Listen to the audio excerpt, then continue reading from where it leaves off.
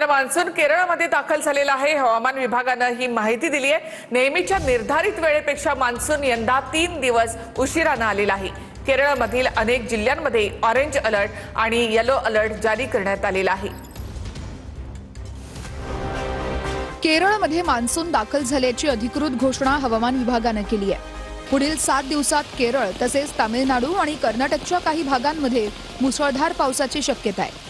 तर पुढील 48 तासात कोकणामध्ये मान्सून दाखल होण्याचा अंदाज हवामान खात्याने वर्तवला आहे। 6 ते 7 तारखेला मान्सून तळकोकणात दाखल होईल।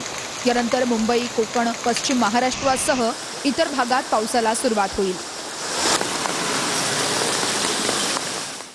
तसेच राज्यातील काही भागामध्ये विजांच्या कडकडाटासह पाऊस आणि वेगवान वारे वाहण्याचा अंदाज वर्तवण्यात आलाय।